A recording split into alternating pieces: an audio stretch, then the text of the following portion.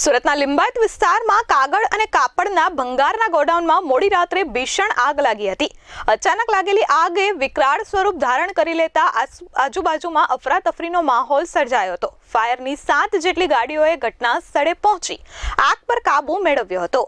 મળતી માહિતી પ્રમાણે લિંબાયત વિસ્તારમાં આવેલા ગોવિંદનગર ખાતે એક કાગળ અને કાપડનું ગોડાઉન આવેલું છે, જ્યાં મોડી રાત્રે અચાનક આગ ફાટી નીકળી હતી. આગની જ્વાળાઓ આસમાન સુધી ઊંચી થઈ જતા સ્થાનિક લોકોમાં ભારે અફરાતફરી મચી ગઈ હતી. ભંગારના ગોડાઉનની આગની જાણ ફાયર વિભાગને કરવામાં આવી હતી. ફાયરની 4 જેટલી ગાડીઓ ઘટના સ્થળે પહોંચી હતી અને આગ પર પાણીનો મારો ચલાવી આગને કાબૂમાં લીધી હતી. 7 ફાયર ફાઇટરની ગાડીઓની મદદથી કલાકોની જહેમત બાદ આગ પર કાબુ મેળવવામાં આવ્યો હતો. જોકે ત્યાં સુધીમાં આખું ગોડાઉન આગની જ્વાળાઓમાં બળીને ખાખ થઈ ગયું હતું. આગ લાગવાનું કારણ અકબંધ છે, પરંતુ ફાયર વિભાગે તાત્કાલિક આજુબાજુની દુકાનો ખાલી કરાવી હતી, જેથી કરી આગ વધુ ન પ્રસરે.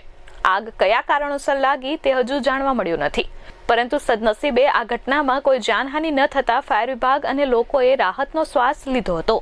सब fire officer Rohit Khalasi Surat and fire and emergency service Limbayat Govindnagar खाते इंडस्ट्रियल एरियाમાં ભંગારનું ગોડાઉન છે રદ્દીનું, એમાં ફાયર થયેલું હતું ને ફાયર થોડું મોટા પ્રમાણમાં હતું. આગ દૂરથી દેખાતી હતી, એટલે અમારે 4 ગેટની ગાડીઓ અહીંયા હાજર હતી. લગભગ 7 થી 8 ગાડીઓ હાજર હતી ને ખૂબ જ શોર્ટ સમયમાં અમે આગ ઉપર કાબૂ લઈ લીધો અને આજુબાજુ જે ખાતાઓ છે એમને બચાવી લીધા છે. ગોડાઉન સંપૂર્ણ નાશ થઈ ગયું છે, પણ આજુબાજુના ખાતાઓ અમે સહી સલામત બચાવી લીધા છે. કારણ હજુ જાણવા મળ્યું નથી.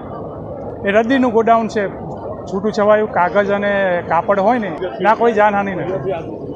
Bureau report S24 news Surat.